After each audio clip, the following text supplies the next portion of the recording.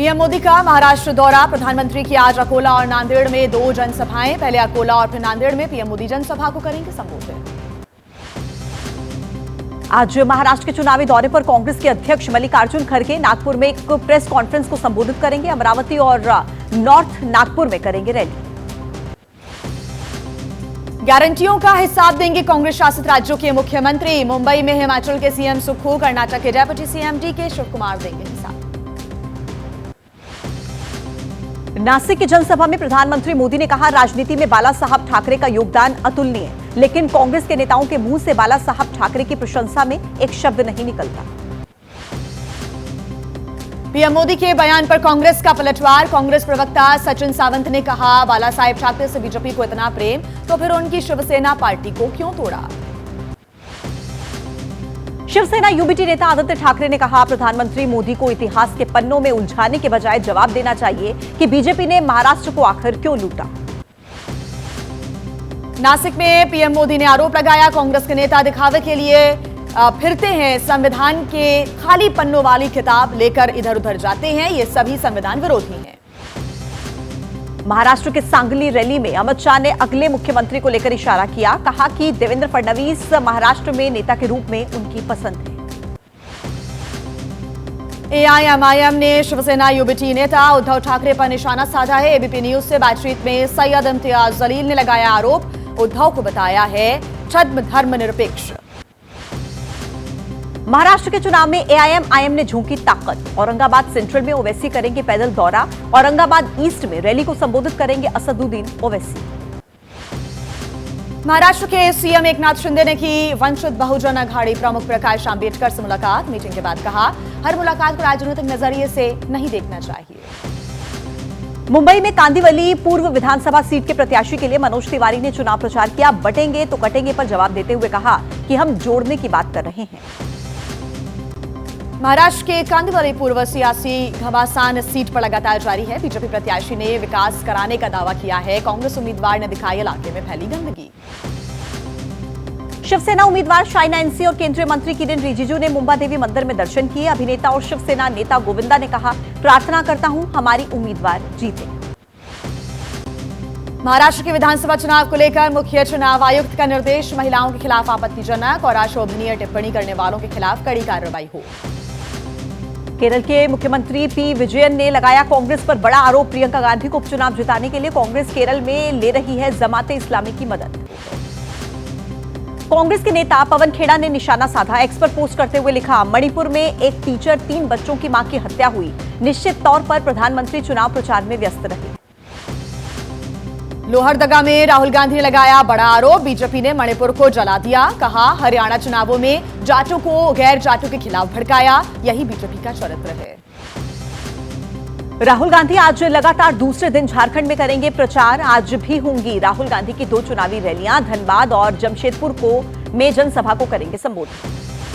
आज झारखंड में चुनावी प्रचार में उतरेंगे केंद्रीय गृह मंत्री अमित शाह। 3 जनसभाओं और फिर एक रोड शो भी करेंगे। पलामू, हजारीबाग और पूर्वी सिंहभूम में रैली होगी। जमशेदपुर में करेंगे रोड शो।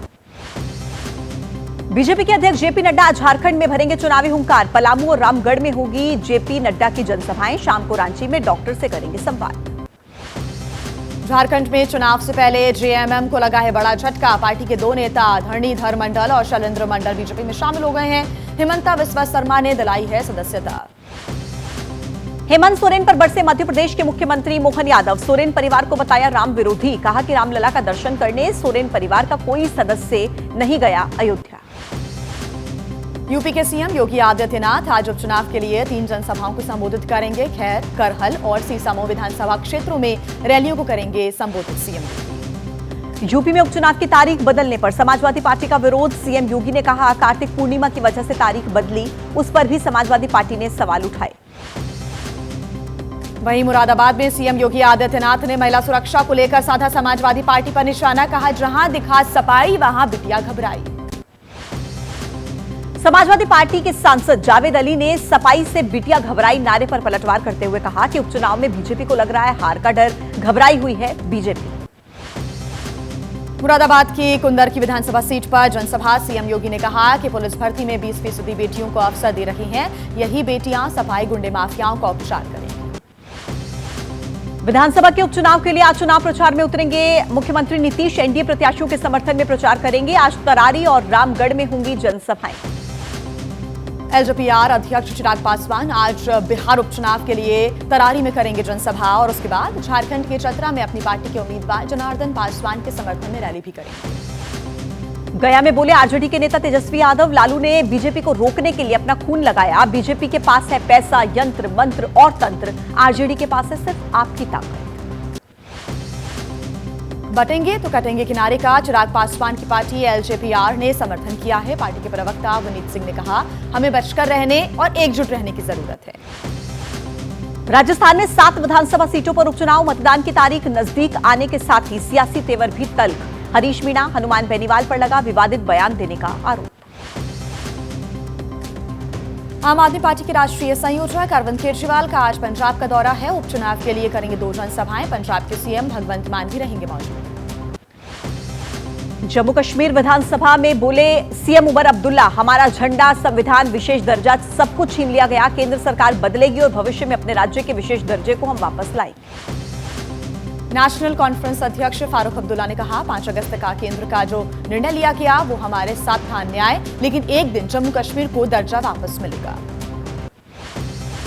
केंद्रीय गृह मंत्री अमित शाह ने राहुल गांधी पर निशाना साधा। कहा कि आपकी 4 पीढ़ियां भी धारा 370 को वापस नहीं ला पाएंगी। उद्धव ठाकरे औरंगजेब की कब्र पर जाने वालों के साथ खड़े हैं।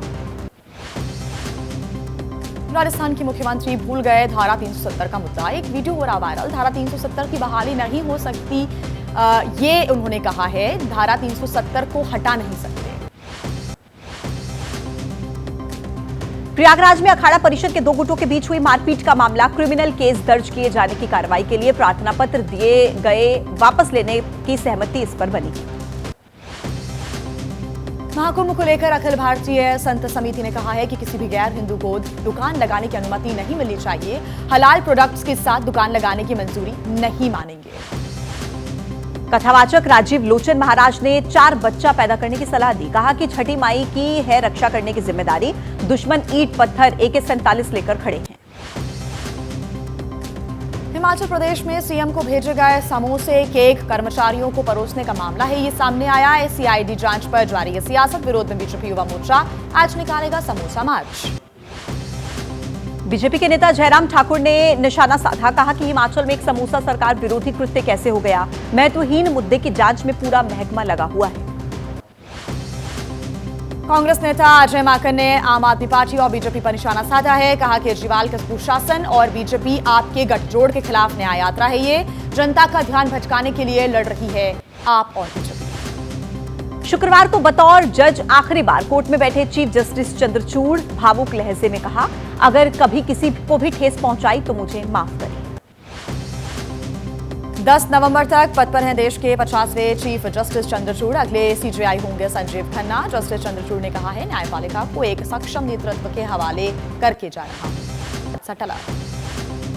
उत्तर प्रदेश में हाईवे पर चलती कार बनी आग का गोला। हापुड़ में शॉर्ट सर्किट की वजह से कार में लगी भीषण आग। कार चालक ने कूदकर अपनी जान बचाई और कार पूरी तरह से जलकर खाक। हरदोई में संदिग्ध परिस्थितियों में मारुति वैन में लगी भीषण आग। सवार 6 लोगों ने कूदकर अपनी जान बचाई। ग्रामीणों की सूचना पर पहुंची पुलिस गांव वालों के साथ मिलकर बुझाई आग। डर्बन T20 में भारत ने दक्षिण अफ्रीका को 61 रन से हराया। टीम इंडिया ने 203 रन का लक्ष्य दिया था। दक्षिण अफ्रीका की टीम 141 रन पर हुई आउट। संजू सैमसन ने दक्षिण अफ्रीका के खिलाफ 47 गेंद पर 23 शतक जड़ा। 107 रन की पारी में लगाए 10 छक्के और 7 चौके। 2 मैचेस में 2 शतक मारने वाले संजू पहले भारतीय खिलाड़ी बने। वरुण चक्रवर्ती ने भारत के लिए 3 विकेट चटकाए। 4 ओवर्स में सिर्फ 25 रन ही दिए। दक्षिण अफ्रीका के क्लासेन और मिलर जैसे खतरनाक बल्लेबाजों को वरुण ने पवेलियन भेजा। डर्बन T20 में रवि बिश्नोई ने दिखाया अपना दम। रवि बिश्नोई ने दक्षिण अफ्रीका के 3 बल्लेबाजों को आउट किया। 4 ओवर्स में दिए सिर्फ 28 रन। गोधरा कांड पर बनी film the Sabarmati report. Actress ने की एबीपी न्यूज से खास बातचीत। फिल्म द साबरमती रिपोर्ट के प्रोपेगेंडा होने से इनकार किया।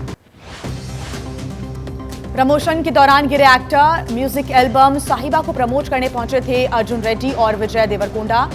सीढ़ियों से उतरते वक्त वो गिर गए। सोशल मीडिया पर हो रहा वीडियो वायरल। फिल्म पुष्पा 2 के आइटम सॉन्ग की तस्वीरें लीक हुई। अल्लू अर्जुन के साथ आइटम सॉन्ग में दिखेंगी श्रीलीला। 5 दिसंबर को सिनेमाघरों में रिलीज होने जा रही है।